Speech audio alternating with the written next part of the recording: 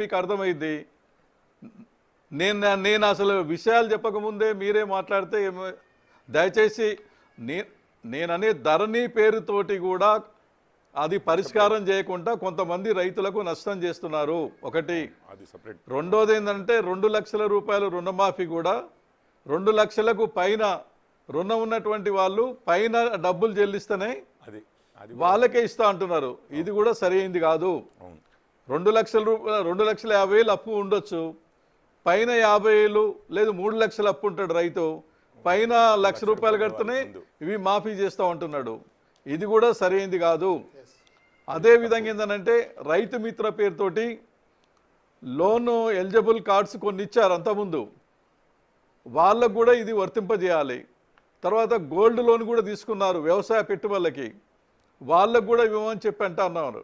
కాబట్టి ఏంటంటే ఈ రకరకాల నిబంధనలు తీసుకొచ్చి లక్షలాది మందికి వాస్తవంగా వ్యవసాయం చేసుకునేటువంటి చిన్న మధ్యతరగతి రైతులకి ఇది వర్తించడం లేదు కాబట్టి నష్టం జరుగుతుంది. ఈ జీవోని సవరించి ఒరిజినల్గా ఎవరైతే వ్యవసాయం చేస్తూ ఉన్నారో అవన్నీ ఆ రికార్డ్ అంతా ఉన్నది, కావలసినంత రికార్డ్ అంతా ఉన్నది. రెండోది, ఒక కుటుంబంలో మరి 2 ముగ్గురున్నా ఒకరికే ఇస్తామంటున్నారు. అది కూడా పద్ధతి కాదు కదా. ఒక కుటుంబంలో 2 ఎమ్మెల్యేస్ కావచ్చు, 2 మినిస్టర్లు కావచ్చు, తర్వాత మన ఎన్ని పదవులైనా అనుభవించవచ్చు. రైతులు మాత్రం ఒక కుటుంబంలో 2 ముగ్గురు ఉంటారనుకోండి, వాళ్ళ పేరు మీద వ్యవసాయాలు ఉంటాయి, పాస్బుక్లు ఉంటాయి, దాన్ని రైతు వారిగా యూనిట్గా తీసుకోవాలి తప్ప ఒక కుటుంబంలో ఒకరికే ఇస్తామని చెప్పి నిబంధన పెట్టడం కూడా సరైనది కాదు. అందుకనే ఇలాంటి లోపాలన్నీ ఉన్నాయి, రైతులు ఆందోళన పడుతున్నారు. కాబట్టి వీటన్నిటినీ సవరించాలి. ఆ జీవోనే సవరించి రైతులు గందరగోళానికి గురి కాకుండా, నష్టపోకుండా ఒరిజినల్గా వాస్తవంగా ఎవరైతే వ్యవసాయం చేస్తూ ఉన్నారో పెట్టుబడులు పెట్టి ఎవరైతే చిన్న మధ్యతరగతి తర్వాత ఈ రైతులు ఉన్నారో వాళ్ళందరికీ న్యాయం జరిగేటువంటి పద్ధతుల్లో ఈ రుణమాఫీ అనేది ఉండాలి. దీన్ని ఖచ్చితంగా సవరించాలి. అప్పుడు మాత్రమే రైతులు. దాకర్ గారు మీరే.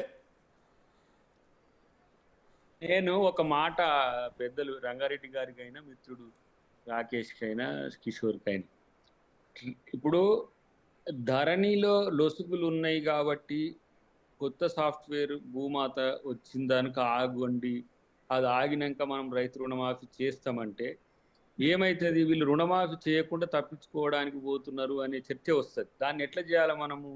త్రూ సర్వే, అది కూడా ఏరియల్ సర్వేనా లేకపోతే మాన్యువల్ సర్వేనా అనే దాని దగ్గర ఒక చర్చ జరిగింది, అది అక్కడ ఆగింది. కానీ నేను ఇప్పుడు రుణమాఫీ విషయానికి వచ్చినప్పుడు మీ అబ్జర్వేషన్స్ ఏవైనా ఉంటే, నేను ఇప్పుడు రంగారెడ్డి గారు ఉన్నారు కదా, వారి పార్టీ పెద్దలకు ఇప్పుడు రేపు 4 గంటల తర్వాత వచ్చే వారి అనుమానాలను ఒక పేపర్లో లిఖితపూర్వకంగా రాయించుకుంటే నేనే